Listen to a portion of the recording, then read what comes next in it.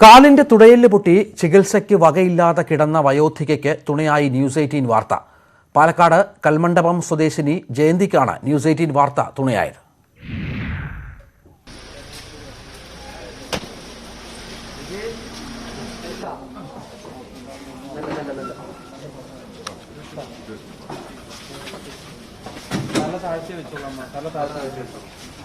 Palakkad medical കോളേജിൽ നിന്നും ചികിത്സയ്ക്കായി തൃശൂരിലേക്ക് കൊണ്ടുപോകാൻ പറഞ്ഞുവെങ്കിലും പണമില്ലാത്തതിനാലും സഹായിക്കാൻ ആളില്ലാത്തതിനാലും വീട്ടിൽ തന്നെ കഴിയുകയായിരുന്നു ജയന്തി. ന്യൂസ് 18 വാർത്ത തുടർന്ന് ഷാഫി പറമ്പിൽ MLA സ്ഥലത്തെത്തിയാണ് ഇവരെ ആശുപത്രിയിലേക്ക് മാറ്റിയത്.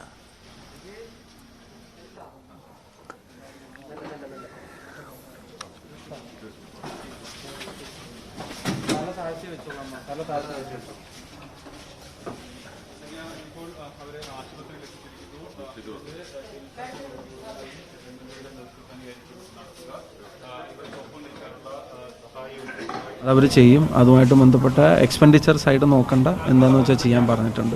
പിന്നെ ആ സഹോദരി കൂടെ നിൽക്കാമെന്ന് പറഞ്ഞു. അവരെ മക്കൾ അവരുടെ അമ്മാവൻ്റെ വീട്ടിലോ മറ്റോ ആക്കിയിട്ട് അവർ ഫുൾ ടൈം കൂടെ നിൽക്കാമെന്ന് പറഞ്ഞിട്ടുണ്ട്. അപ്പോൾ ഇവിടെ മരുന്നും ഭക്ഷണവും ട്രീറ്റ്മെൻറ്റും മറ്റെല്ലാ ഫെസിലിറ്റിയും ചെയ്തു കൊടുക്കാനുള്ള അറേഞ്ച്മെൻറ്റ് ചെയ്തിട്ടുണ്ട്. എന്തായാലും അവർക്ക് ഇനി ചികിത്സയെക്കുറിച്ചോ അല്ലെങ്കിൽ സഹായത്തെക്കുറിച്ചോ ഇനി ആശങ്കപ്പെടേണ്ടതില്ല, വിഷമിക്കേണ്ടി വരില്ല. അതിന് വേണ്ട കാര്യങ്ങൾ ചെയ്യുന്നുണ്ട്. അത് ന്യൂസ് 18 പ്രത്യേകം നന്ദി പറയുന്നു. പ്രസാദ് ഉടുമ്പശ്ശേരി വിവരങ്ങൾ നൽകും. പ്രസാദ്, ഒടുവിൽ ആ ഇടപെടൽ ഫലം കണ്ടിരിക്കുന്നു. പ്രസാദിൻ്റെ അവർക്ക് ചികിത്സ ഉറപ്പായി, മറ്റു കാര്യങ്ങളിലും ഉറപ്പ് കിട്ടിയിരിക്കുന്നു. ഇപ്പോൾ നമുക്കും അഭിമാനിക്കാവുന്ന നിമിഷമല്ലേ ഇത്?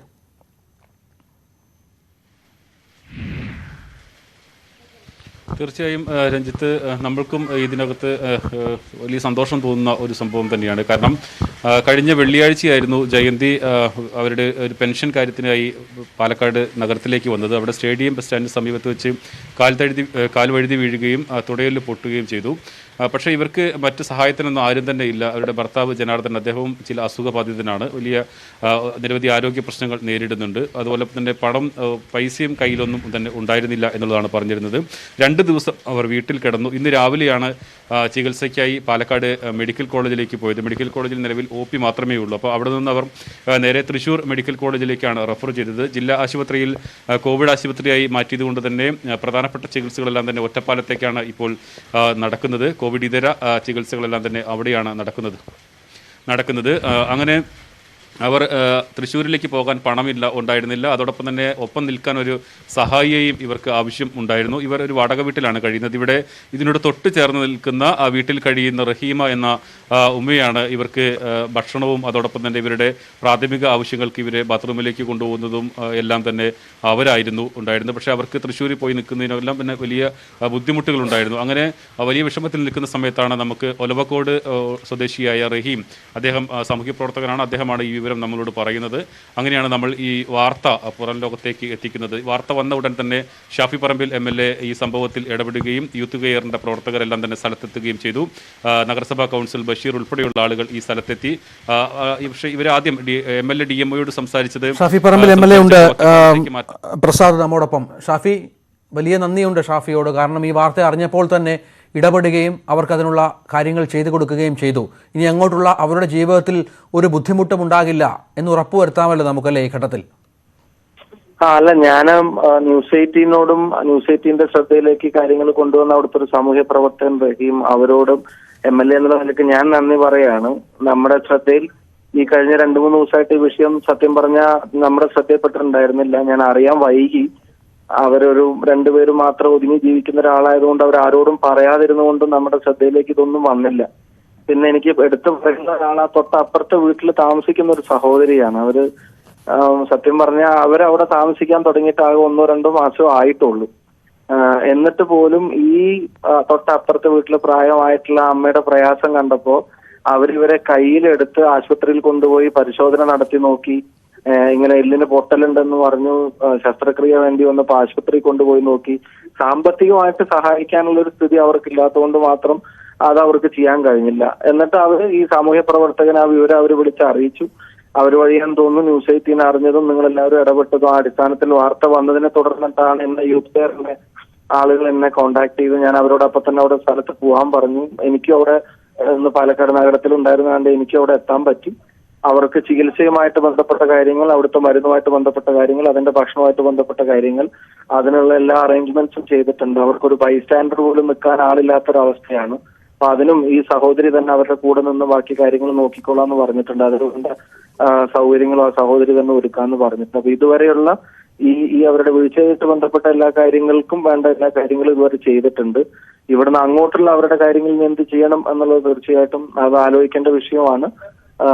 എന്നാൽ ചെയ്യാൻ കഴിയാവുന്ന കാര്യങ്ങൾ തീർച്ചയായിട്ടും അവർക്ക് വേണ്ടി ചെയ്യും. ഈ വാർത്ത പുറത്തു കൊണ്ടുവന്ന് അവർക്ക് വേണ്ട സഹായം എത്തിക്കാൻ മുൻകൈ എടുത്ത ന്യൂസ് 18 പാലക്കാട് റിപ്പോർട്ട് പ്രിയപ്പെട്ട പ്രസാദ് ഉൾപ്പെടെയുള്ള നിങ്ങൾക്ക് എല്ലാവർക്കും നന്ദി. പാലക്കാട് MLA എന്ന നിലയ്ക്ക് ഞാൻ അറിയിക്കുക. ശരി ഷാഫി, നന്ദി താങ്കളുടെ പ്രതികരണത്തിന്. പ്രസാദ്, അതാണ് MLA നൽകുന്ന ഉറപ്പ്. ഏതാണ്ട് അവരുടെ ഇനിയുള്ള കാര്യങ്ങളൊക്കെ സുഗമമായി പോകുമെന്ന് പ്രതീക്ഷിക്കാം. അങ്ങനെ അല്ലേ ഇപ്പോൾ കാര്യങ്ങൾ മുന്നോട്ട് പോകുന്നത്?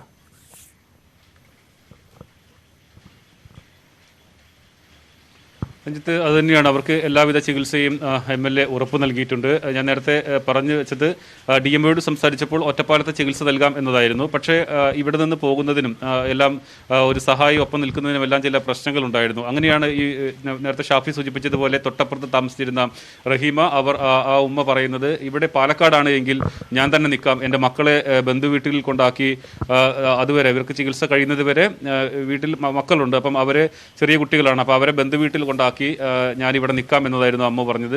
അതുകൂടി കണക്കിലെടുത്തുകൊണ്ടാണ്, കാരണം അവരുടെ ഒരു സന്മനസ് കൂടി നമ്മൾ കാണേണ്ടതുണ്ട്. ഈ കാലത്ത് സാധാരണഗതിയിൽ അങ്ങനെ ആരും ചെയ്യാറില്ല. പ്രത്യേകിച്ച് നഗരങ്ങളിൽ എന്തെങ്കിലും സംഭവിച്ചു കഴിഞ്ഞാൽ കാഴ്ചക്കാരായി നിൽക്കുക എന്ന് മാത്രമാണ്. ഇവരുടെ പ്രശ്നങ്ങളിൽ ആ ഉമ്മ ഇടപെടുകയും അവർക്ക് ഭക്ഷണവും അതോടൊപ്പം തന്നെ അവരുടെ പ്രാഥമിക ആവശ്യങ്ങൾക്ക് ബാത്റൂമിലേക്കും ടോയ്ലറ്റിലേക്കും എല്ലാം എടുത്തുകൊണ്ടു പോവുകയും വൃത്തിയാക്കുകയും എല്ലാം ചെയ്തിരുന്നത് അവരായിരുന്നു. അങ്ങനെ അവർ ഒപ്പം നിൽക്കാമെന്ന് പറയുന്നു. പക്ഷേ അവർക്ക് ദൂരസ്ഥലങ്ങളിൽ വന്ന് ഒറ്റപ്പാലത്തോ അല്ലെങ്കിൽ തൃശ്ശൂരിലോ നിൽക്കുന്നതിന് അവർക്കും പ്രശ്നങ്ങളുണ്ടായിരുന്നു. അപ്പം MLA അതുകൂടി പരിഗണിച്ചുകൊണ്ടാണ് പാലക്കാട് സഹകരണ ആശുപത്രിയിലേക്ക് അവരുടെ ചികിത്സ മാറ്റിയത്. അവിടെ പാലക്കാട് സഹകരണ ആശുപത്രിയിൽ ഈ റഹീമയും ഈ അമ്മയ്ക്ക് എല്ലാ സഹായമായി ഒപ്പമുണ്ടാകും. അതോടൊപ്പം തന്നെ അവരുടെ ചികിത്സാ ചെലവ് അങ്ങനെയുള്ള എല്ലാ കാര്യങ്ങളും MLA ഇടപെട്ടുകൊണ്ട് തന്നെ അത് പൂർണ്ണമായും ചെയ്യും എന്ന് തന്നെയാണ് പറഞ്ഞിട്ടുള്ളത്. എന്തായാലും ജയന്തിയെ സംബന്ധിച്ചിടത്തോളം കഴിഞ്ഞ 3 ദിവസമായി വലിയ തോതിൽ വേദന കടിച്ചമർത്തി ജീവിക്കുകയായിരുന്നു. അവർ പണമില്ലാതെ എന്ത് ചെയ്യുമെന്ന് വലിയ വിഷമത്തിലായിരുന്നു. നമ്മളോട് എല്ലാം തന്നെ വളരെ പൊട്ടിക്കരയുന്നുണ്ടായിരുന്നു. അവർ പറയുന്നത് അവരുടെ ഭർത്താവിനും ആരോഗ്യ പ്രശ്നങ്ങളുണ്ട്, അവർക്ക് സഹായമായി നിന്നത് ജയന്തിയാണ്. അപ്പം ജയന്തി കൂടി കിടപ്പിലായതോടുകൂടി വലിയ വിഷമത്തിലായിരുന്നു. ഇനി എന്ത് ചെയ്യാൻ കഴിയുമെന്ന് എല്ലാം വിഷമിച്ച് നിൽക്കുന്ന ഘട്ടത്തിലാണ് നമുക്ക് ഈ വിവരം ലഭ്യമാകുന്നതും റഹീമ നമ്മളോട് ഈ വിവരം പറയുകയും നമ്മളത് അപ്പോൾ തന്നെ വാർത്തയായി നൽകുകയും MLA അതിനകത്ത് ഇടപെട്ട് ഒരു പരിഹാരമുണ്ടാകുകയും ചെയ്തത്. ശരി പ്രസാദ്. ഷാഫി പറമ്പിൽ MLA നമ്മളോട് ഈ ഘട്ടത്തിൽ പ്രതികരിച്ചിരുന്നു. മറ്റ് ചില വാർത്തകളിലേക്ക് പോയാൽ, കോവിഡ് വൈറസിന്റെ പുതിയ വകഭേദം ഇന്ത്യയിൽ സ്ഥിരീകരിച്ചു. ഡെൽറ്റ പ്ലസ് എന്ന പേരിട്ട വൈറസിന് മുൻ വൈറസിനേക്കാൾ ഇരട്ടിയോളമാണ് വ്യാപനശേഷി. അതേസമയം രാജ്യത്ത് കോവിഡ് 2ാം തരംഗം